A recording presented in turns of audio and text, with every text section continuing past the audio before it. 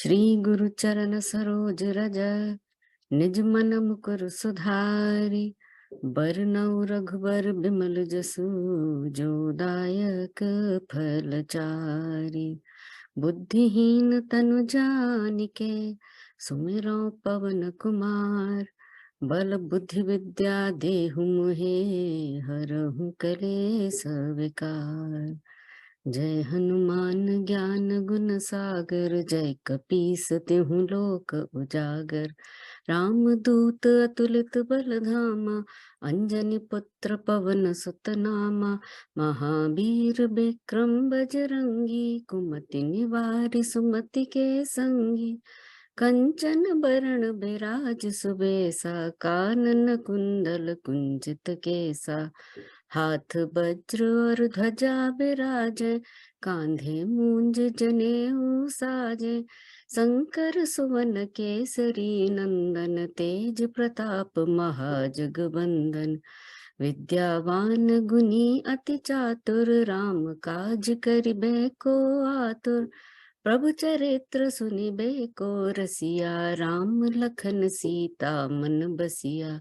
सूक्ष्म रूप धरि सियहि दिखावा विकट रूप धरि लंक जरावा। भीम रूप धरि असुर संहारे रामचंद्र के काज सवारे। लाए सजीवन लखन जियाए श्री रघुबीर हरषि उर लाए। रघुपति कीनी बहुत बड़ाई तुम मम प्रिय भरतहि सम भाई। सहस बदन तुम्हरो जस गावे अस कह श्रीपति कंठ लगावे।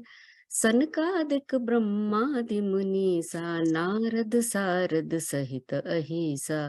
जम कुबेर दिगपाल जहाँ ते कवि कोविद कह सके कहाँ ते। तुम उपकार सुग्रीवहि कीना राम मिलाए राजपद दीना। तुमरो मंत्र विभीषण माना लंकेश्वर भय सब जग जाना। जुग सहस्र जो जन पर भानु लील्यो ताहि मधुर फल जानु। प्रभु मुद्रिका मेलि मुख माहि जलधि लांघि गए अचरज नाही। दुर्गम काज जगत के जेते सुगम अनुग्रह तुम्हरे तेते। राम दुआरे तुम रखवारे होत न आज्ञा बिनु पैसारे।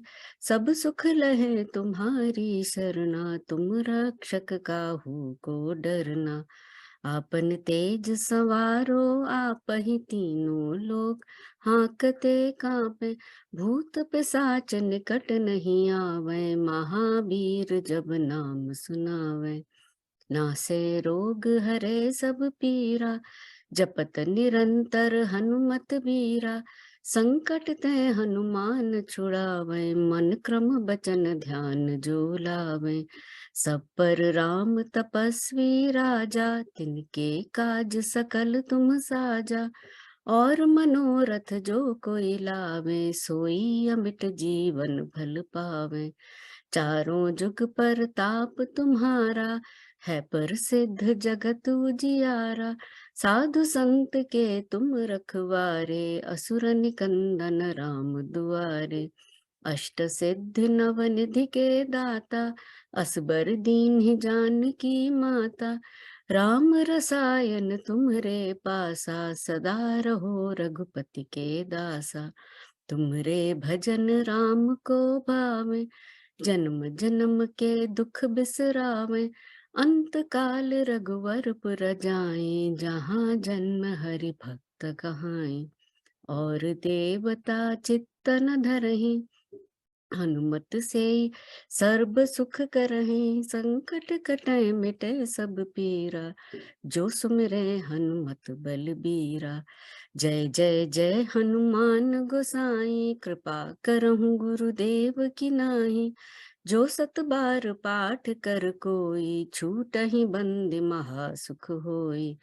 जो ये पढ़े हनुमान चालीसा होहि सिद्धि साखी गौरीसा। तुलसीदास सदा हरिचेरा कीजे नाथ हृदय महि डेरा। कीजे नाथ हृदय महि डेरा। पवन तनय संकट हरन मंगल मूर्ति रूप, राम लखन सीता सहित हृदय बसहु सुरभूप। सियावर रामचंद्र की जय, पवन सुत हनुमान की जय, उमापति महादेव की जय, बोल भई सब संतन की जय।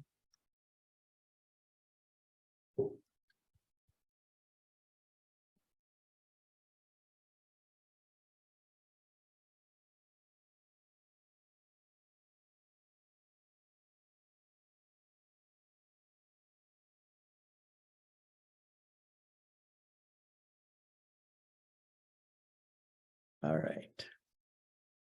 Are you going to do the Gita chanting also, or should we just talk a little bit about Hanumanji?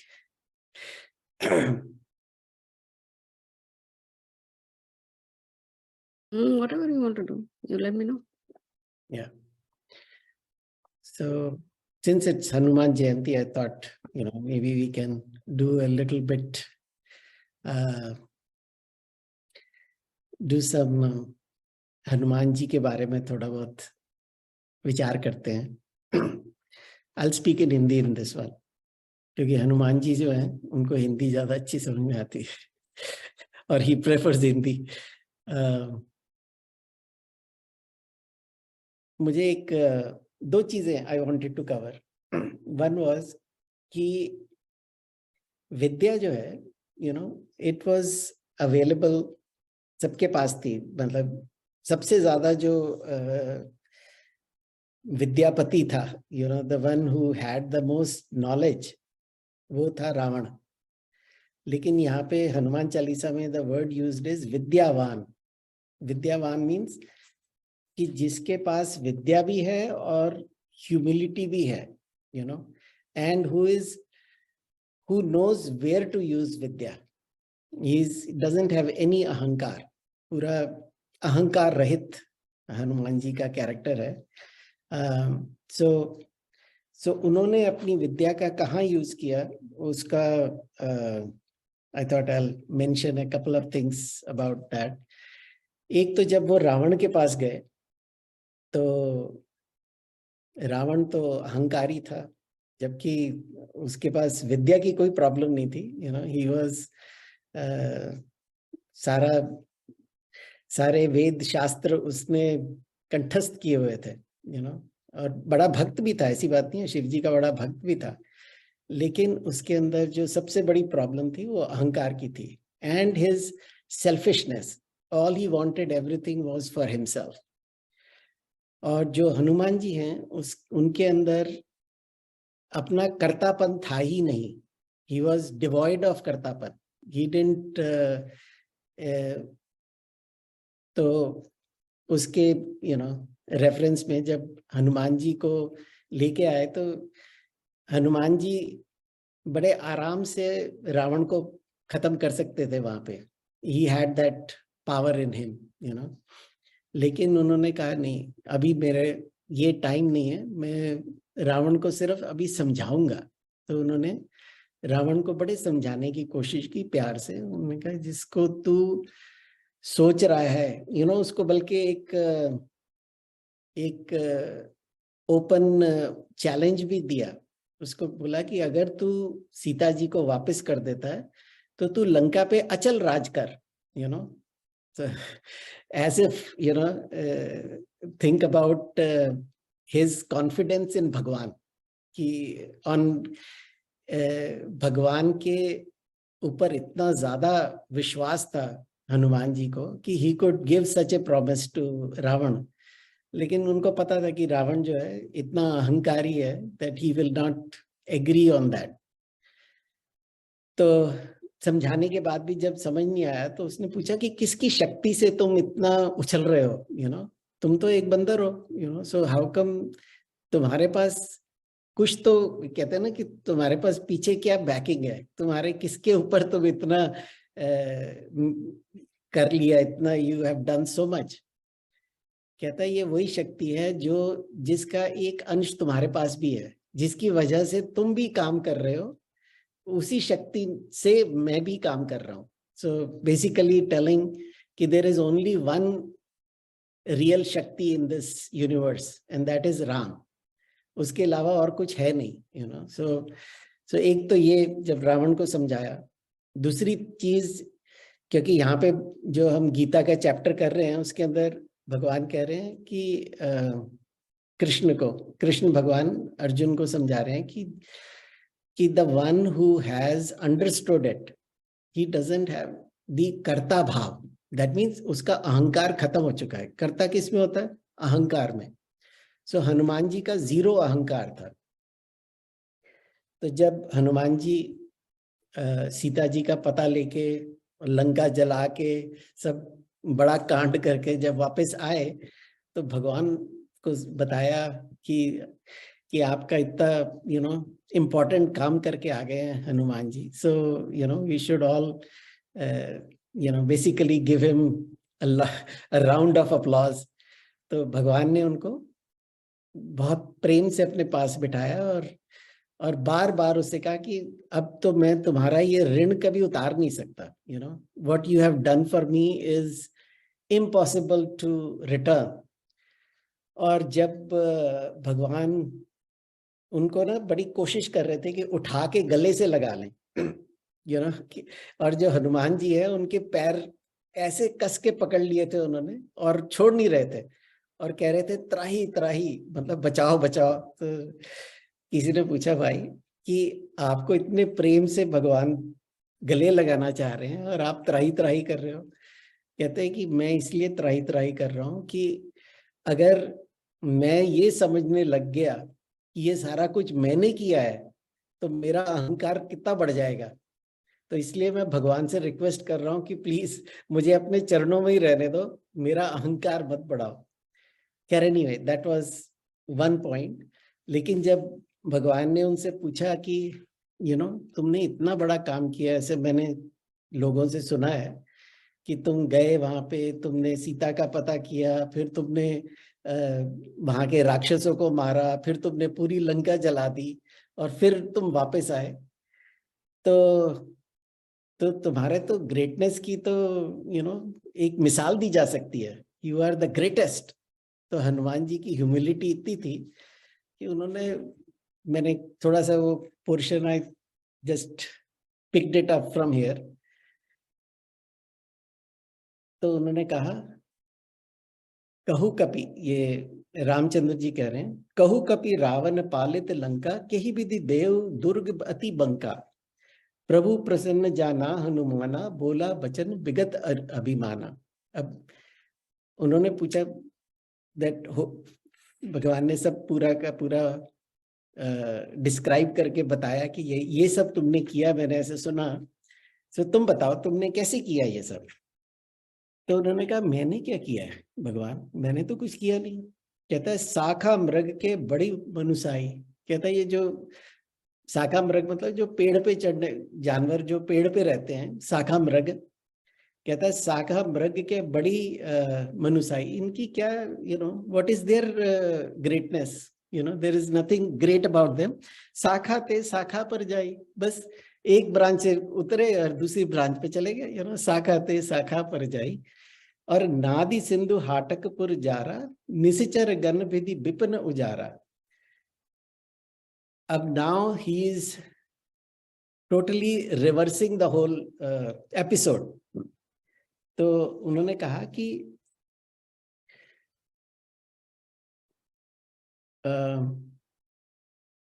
ये जो आपने बताया, ये this is not something that I did. जब मैं वहां पे गया था तो मुझे थोड़ी पता था कि मैंने जलाना है या मैंने राक्षसों को मारना है. मैं तो आपके कहने पर थोड़ा सा कूद के चला गया वहां पे. और उसके बाद जब मैं वहां पे था तो मैंने एक राक्षसी को सुना. वो कह रही थी कि उसने एक त्रिजटा था उसका नाम, तो वो उसने एक सपना देखा था और उस सपने में उसने कहा कि मैंने देखा कि एक बंदर आया है और उसने सारी लंका जला दी. तो मैंने सोचा ये तो आपका ही मैसेज होगा मेरे लिए शायद, जाओ और लंका जलाओ. तो कहते हैं मैं ये सोच रहा था कि अगर जलानी है लंका तो मेरे पास तो कोई कुछ इक्विपमेंट नहीं है जलाने के लिए, ना कोई मैं तेल लेके आया, ना कुछ लेके आया। तो ये सब जो है वो तो प्रभु जी आपने ही उसका अरेंजमेंट भी किया। मेरी पूंछ पे आग लगवाई आपने, और all I did was run around, तो उसमें सब कुछ जल गया, इसमें मेरा क्या है? तो कहते हैं सो सब तव प्रताप रघुराई, नाथ न कछु मोरी प्रभुताई। सो इसलिए भगवान, इसमें मेरा आप कुछ भी कहते हैं एक अंश भी क्रेडिट में लेने के लिए तैयार नहीं हूं, क्योंकि सब तो आप ही ने किया। तेल आपने मंगवाया, सारी आग आपने लगवाई। All I did was jump around and then it all happened. So this is the greatness of Hanumanji. So anyway, we'll go back to our Bhagavad Gita. So 18 से 21 तक का करते हैं, and then we'll go from there. 18 तो we had finished. So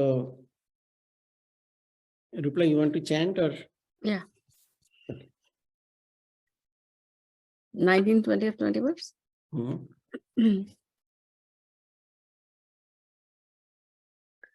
अथ द्वितीयोऽध्यायः श्रीभगवानुवाच य एनं वेत्ति हन्तारं यश्चैनं मन्यते हतम् उभौ तौ न विजानीतः नायं हन्ति न हन्यते न जायते म्रियते वा कदाचित् नायं भूत्वा भविता वा न भूयः अजो नित्यः शाश्वतोऽयं पुराणः न हन्यते हन्यमाने शरीरे वेदा विनाशिनं नित्यं य एनमजमव्ययम् कथं स पुरुषः पार्थ कं घातयति हन्तिकम्. All right. So last one we did was 18th. So just to recap, what was Arjuna's confusion? That he is going to kill his relatives, his grandfather, his guru, and he thought it was not the right thing to do. And after giving all his logic to Bhagwan, Bhagwan said, wait a second, you are just blabbering all over the place, but your problem is you have moha. This is his Bhagwan's diagnosis. And then he explains, what is his reasoning. And because you have forgotten what is real and permanent and what is not permanent. So you are focusing only on what is vinashi. Let me explain to you कि जो तुम्हारा विचार है, जिसके बारे में तुम बात कर रहे हो, जो तुम्हारे गुरु और तुम्हारे दादाजी हैं, ये पहले भी थे और ये अब भी हैं और आगे भी रहेंगे। ये अविनाशी, दिस होल थिंग। और जिसके लिए तुम रो रहे हो वो तो वैसे ही विनाशवान है। This is anyway going to die. So you are focusing on the body, but let's understand the real thing. So उसको सीधा भगवान ज्ञान देने पे आ गए थे, So in the last, I think 3 or 4 verses, we have seen Bhagwan giving him the highest knowledge about avinashi tu tadviddhi and all that, yena sarvamidam tatam, that understand that substratum of everything is that Atma only. He doesn't use the word Atma. He uses the word like Dehi in one place and Shariri in another place. So basically he says that, okay, I'll use the Atma word later on when it is the appropriate time. But right now he uses the word. So that's the last verse we did, number 18, which was Antavanta ime deha that all these bodies are going to die. They have an end. End is in sight, so these are all going to die. But the Sharirina, that Shariri is not going to die ever, because its nature is eternal, Nitya, Avinashi, all that he explained. And then he explains why that I will kill the Guru and the grandfather. That logic is wrong. Now Bhagavan is explaining that through verse 19. He says, Yena veti hantaram, yaschainam manyate hatam. Yena veti hantaram. If you have that karta bhav, that I am the one who is going to kill them, so I am the one doing the karma and also enjoying the karma phala.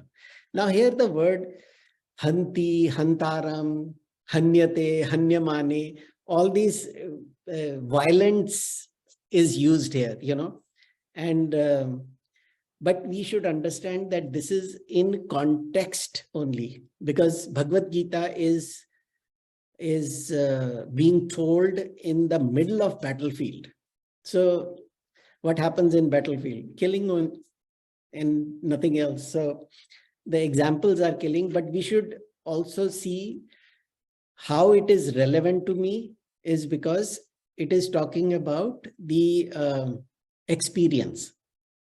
Killing can be anything, any perceived experience. So, you can say eating, or any verb you can use, traveling, eating, doing something, everything is can be in lieu of this, because this experience is what we are talking about. So it can be any experience. So that's what we should understand.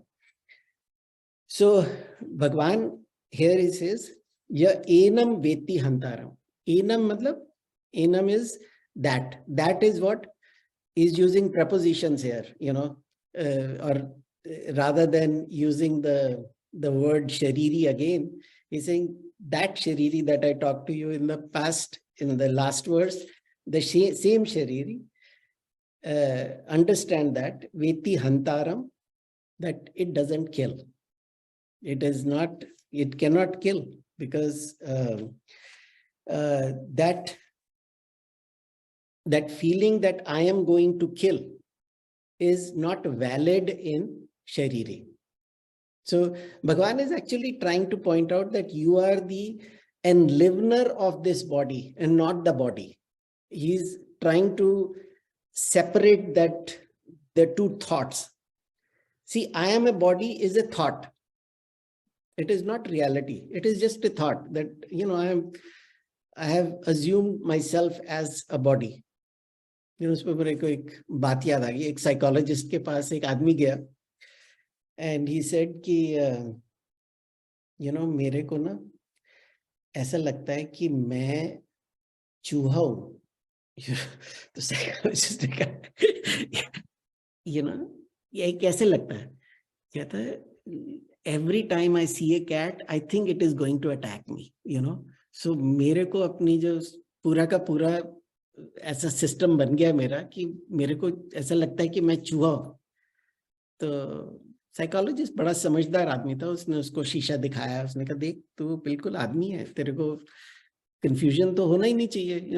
You talk like a human, you look like a human, so you must be a human. तो उसने कहा, ठीक है जी, आप कह रहे हो तो ठीक ही होगा. तो he went out and then he came running back.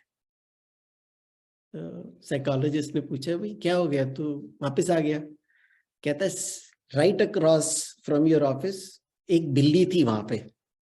तो उसने कहा, तेरे को क्या डरने की जरूरत है, तू तो आदमी है. कहता है, मुझे पता है मैं आदमी हूँ, बिल्ली को थोड़ी पता है. वो तो सोचेगी मैं चूहा ही हूँ. So here, so it is a assumed identity that we have been told I am a body, so we believe I am a body. So we are living that experience. Is itna strong tadatmya ho gaya hai, that strong oneness with this thought that I am this, I cannot get out of that thought. So, ya enam veti hantaram, the doership. See, the example मैं हनुमान जी का दे रहा था, he didn't have any doership. He knew it was Bhagwan's work he's doing. So he just let it happen. So, and Bhagwan used him as an instrument. So think of this body as an instrument being used. So, जैसे हमारे senses are instruments, right? So we perceive the world through these instruments. We don't say, I am eyes or I am ears. I say, I have ears, I have eyes to experience this world. So how come we are just taking this body as I? That's what Bhagwan is refuting in this one. So this is because of tadatmya means oneness. So, in Dragdrashya Vivek, we said there are 3 types of tadatmya. The consciousness is have the tadatmya with the body, with the mind, and with Chidabhas. And abhi Chidabhas ko we'll give it a break. But with the body, it is called karmajanya tadatmya. That means because of karma, this body has come. And this body is nothing but and as the time lapses, this body will go, some other body will come. The experiential body, we have gone through many of those. It's not like this is the only body. We have gone through many, many bodies like that. And these are all experiential. That means कर्मों के हिसाब से आपको body मिली है और आपके कर्मों के हिसाब से